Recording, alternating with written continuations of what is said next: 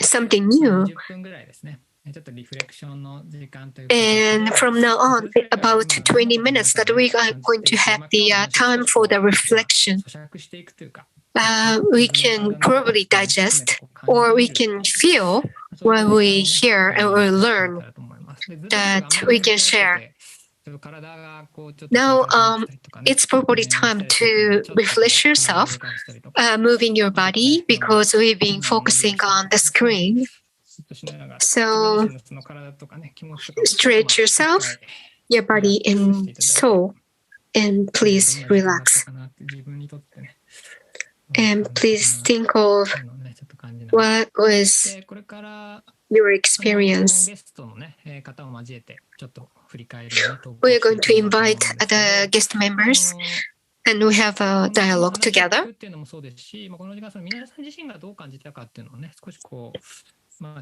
And it's opportunity, time for to have your own kind of thought or reflection.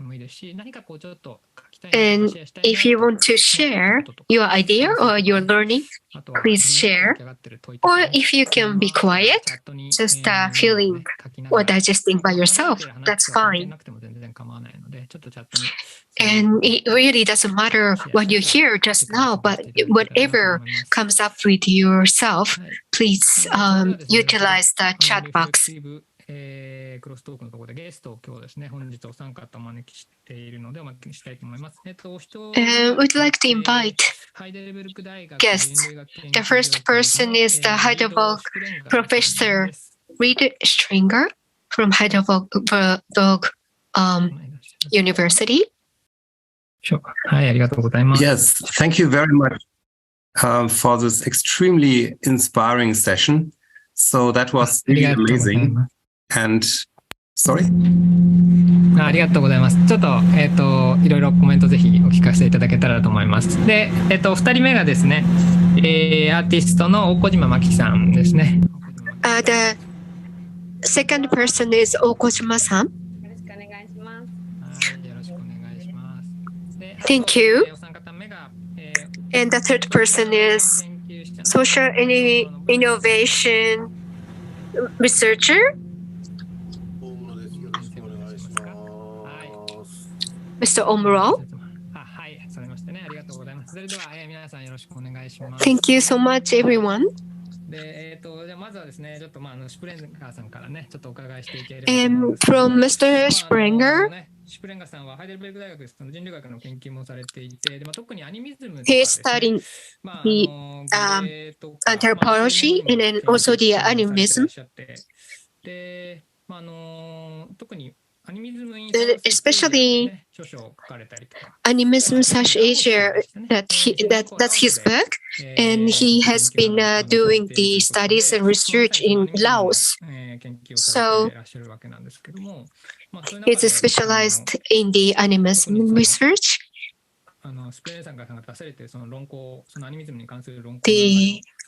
I read his writings.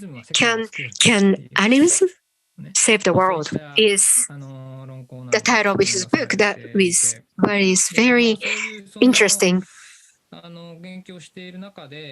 And in his study, the first session about the animism and then also the mythology.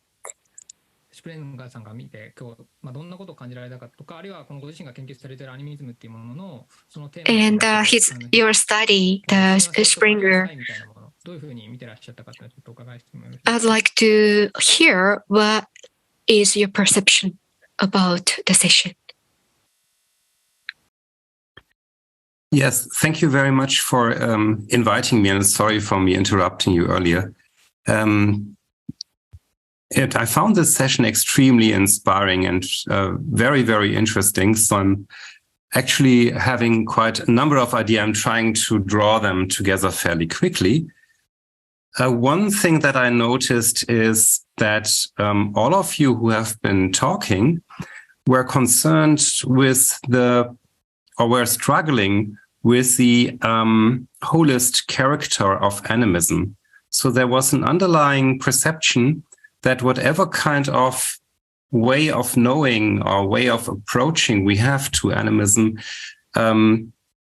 demands translation. So it is always a kind of incomplete approach to something that is, as soon as we try to describe it, starts to become very holist. So an anthropological approach is there, but it is not sufficient. There is an art approach, but it is not sufficient. There is something like an natural science approach, for instance, measuring all these alga blooms and thinking about their communication, but it is also not sufficient. So what we have been doing, or what you have been doing in this previous sessions, was always trying to translate across the epistemologies how we could grapple with it, with animism. Now, I think that this problem of its holism has different sources. I think I can just identify two of them. The first source, I think, is a conceptual one, because we tend to see animism as the other of naturalism. So especially Professor Okuno, he started with this very overarching position. We humans think that we are rulers of the world, and the means by which we rule are basically the natural sciences. And quite obviously, there's a lot of overflowing stuff. So, and this overflowing stuff is actually labeled animism.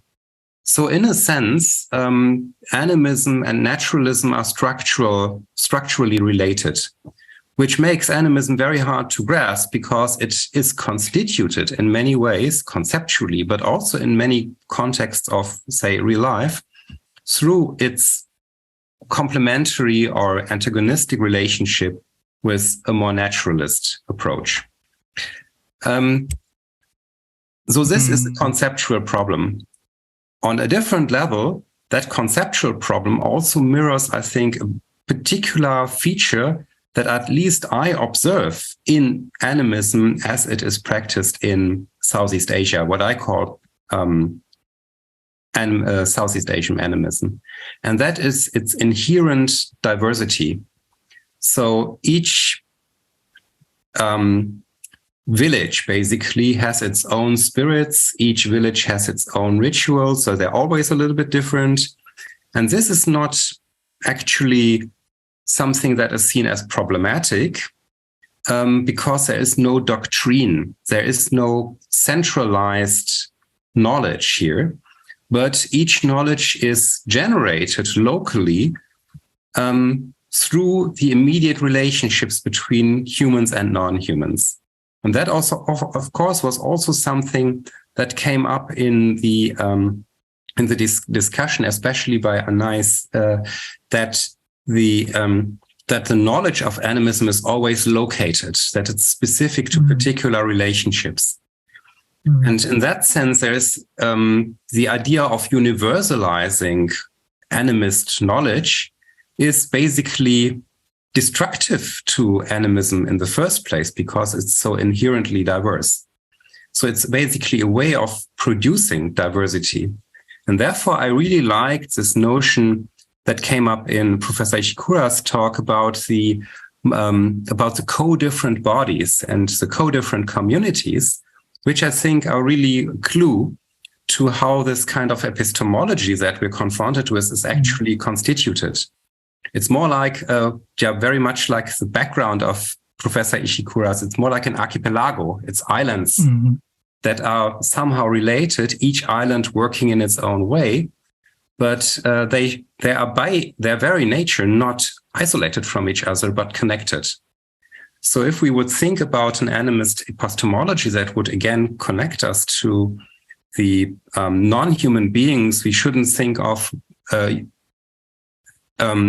the alternative is not just we are people and then there are non-human beings, which are objects. That would be the natural kind of thing. And on the other hand, everything is alive. I think that distinction would be wrong. I think proper distinction to develop out of the naturalist animist contrast would be, on the one hand, we have universalizing knowledge, which is hierarchical in the sense that there are ultimate principles from which everything is derived. That would be natural science. And as a result, everything is actually fixed in its identification. So either you are a person or you are not a person. Either you are living or you are not living. So there's no, once you have figured that out, this is it. But in animism, we have a more lateral organization of knowledge, which is, as it were, like connected islands.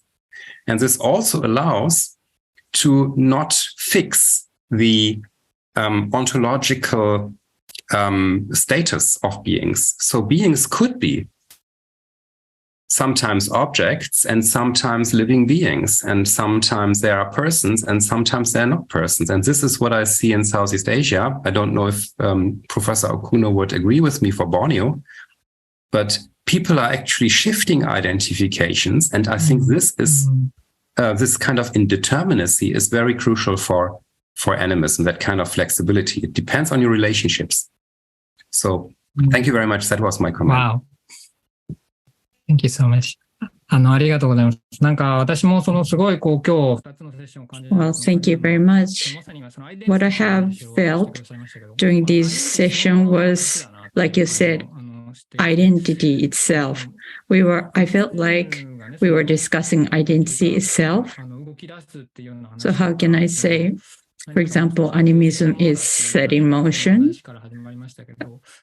in the moment that forms is emerged or what is being alive. Like it is something which is constantly in motion, not defined without defined boundaries. Something more unstable than we thought. How can I say? So everything is, the world is emerging from the interconnection of ambiguous interactions of beings. So for non-humans, in non-humans, the personality can be seen, and like I would like to ask Ms. Ohkojima as well, but our physicality or our body, you need to sense it yourself, and I think that can be the important thing. And while I was listening to the audience's responses, I've been thinking, or I thought that maybe we are thinking that many of us are thinking how we can open up to, listening to the world or non-humans. So from this point of view, what do you think of sensing or immersing yourself into our surroundings, like including your opinion or thoughts? Could you tell us? Today's session was also really interesting, and it made me think of what animism is and how to interpret mythology. We are born as human and we live as humans, but I've been wanting to know something that cannot be grasped as being human, and thus has driven me to create my artworks. And by listening to today's sessions, what I have been thinking was that,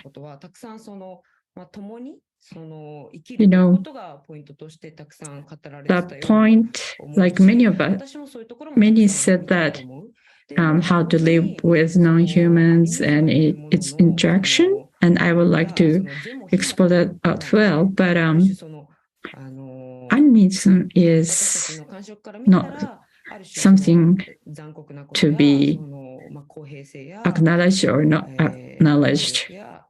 It contains some sort of cruelty and violence and death, and it involves everything.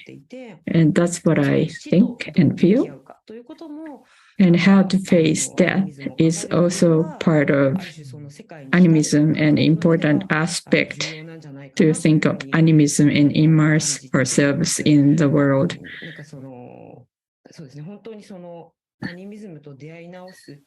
So re-encountering animism, in considering that,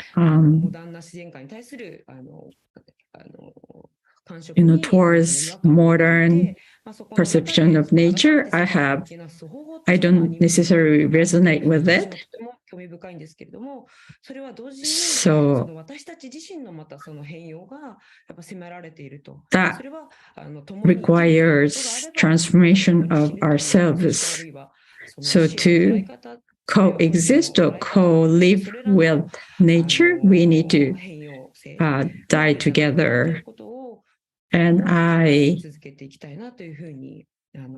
been thinking, and I would like to keep thinking that aspect.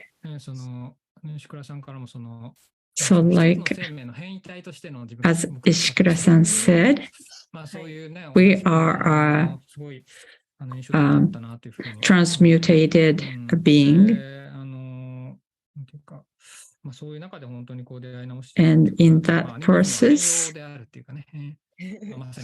well, animism is transformation and metamorphosis. So what you have said is related to that kind of theme. So animism cannot be practiced as something static, and the language, once used, it cannot capture the dynamism of the world around us. So now I would like to ask how we can reconnect with emergence or the world that keeps on changing in constant flux. So by using, as soon as we start verbalizing things, we miss some aspects. So Okuno-san mentioned about Dogen, and our predecessors has tried to reconnect with the dynamic nature of the world. And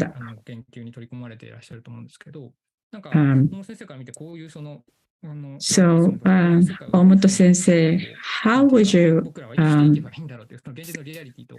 propose us to live in the world of animism, or how we could re-encounter with the world?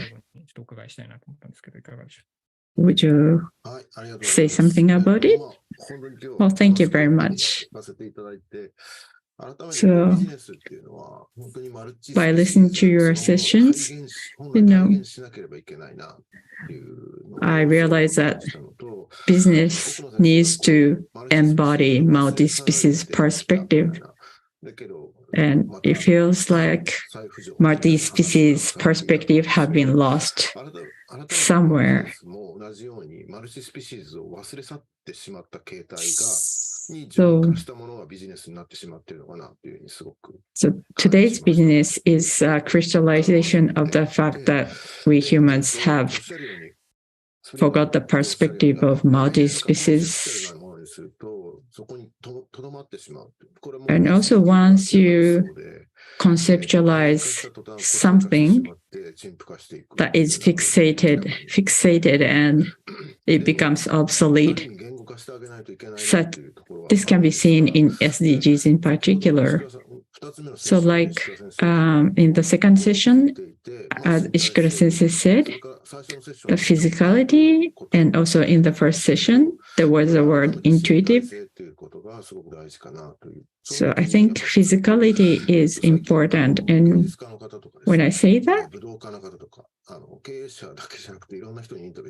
So I've been interviewing not only business owners and managers and artists alike, but they all mentions about physicality and perception of space. And in the second session, Mr. Ishikura was talking about how to perceive the space. So how do you perceive in our space? world, we are beginning to not have space. So how to deal with space has also transformed as well. Just like artists and also martial artists, they can expand the space freely. I'm amazed with that. So creative people can do that.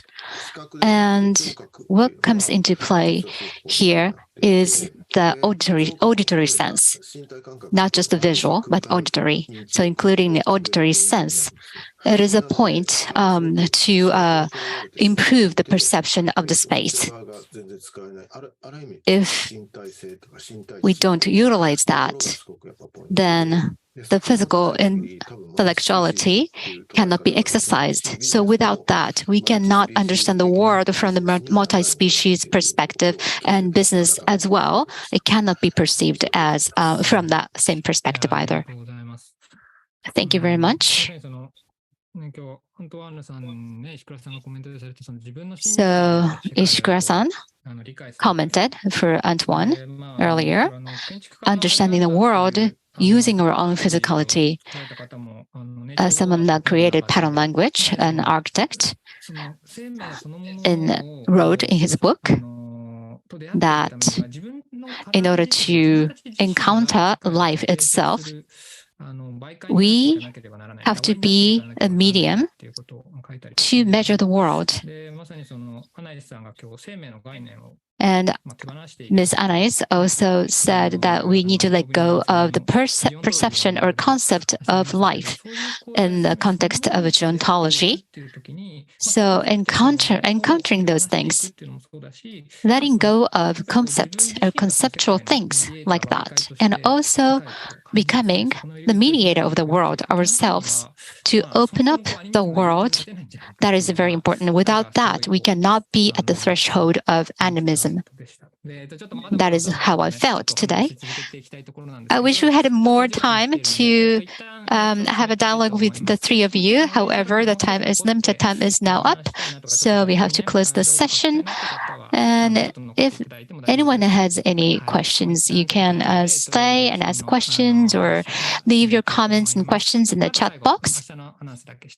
And after this, we're just going to make an announcement about tomorrow. So thank you so much, Mr. Sprenger, Ms. Ohkojima, and Mr. Ohmuro. Thank you very much for your time. Thank you. Everyone.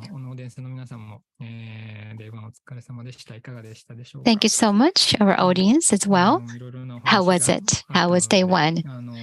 We heard a lot of different perspectives from a lot of different speakers. Maybe you are still trying to digest what you have learned today. So let me just make some announcement about tomorrow.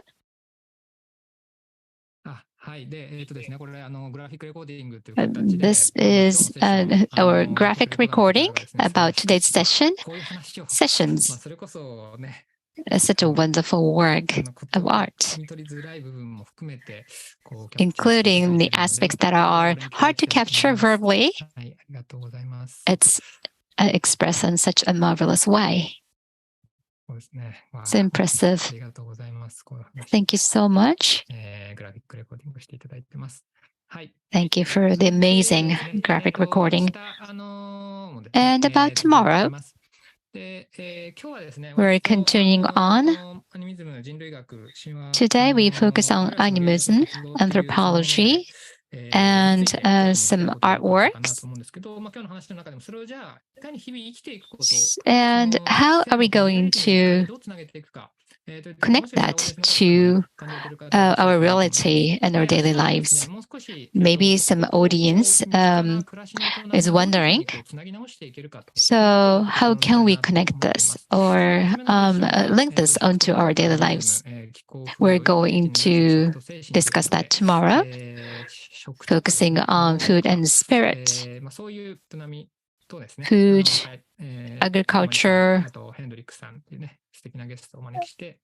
We're inviting marvelous, impressive speakers like Mr. Hendriks and Mr. Tamari. And there was also mention of site-specific by some speakers today, site-specific. And I think we're also going to discuss that tomorrow in the first session. And in our next session, second session tomorrow, we are going to talk about physicality or animism surrounding our bodies. We also discuss life and non-life today, but related to that, we're going to discuss materiality tomorrow. What kind of world unfolds from the threshold of animism with fashion as a triggering point? We are hoping to explore that in depth tomorrow. And lastly, in the reflective talk time tomorrow, we're going to close the day with our wonderful guests, as you can see. And another point that I wanted to make is the starting point, same time as today, 6 p.m. Japan time, 10 a.m. in Europe. And I'm sure lots of lots of you are still trying to digest what you have learned today. But if you can share what how you're feeling right now in the chat box, we would really appreciate that. Thank you so much. So that is it for our day 1. Thank you very much for our speakers and our interpreters. Thank you for your support and graphic recorder. I'd like to express our sincere gratitude for all of you. Thank you for all of our audience as well, all of the people in the audience as well. Thank you for the comments. Please leave your comments in the chat box. So I'm going to broadcast the film footage for the closing. That is it for our interpreting support as well. Thank you very much, everyone. See you tomorrow.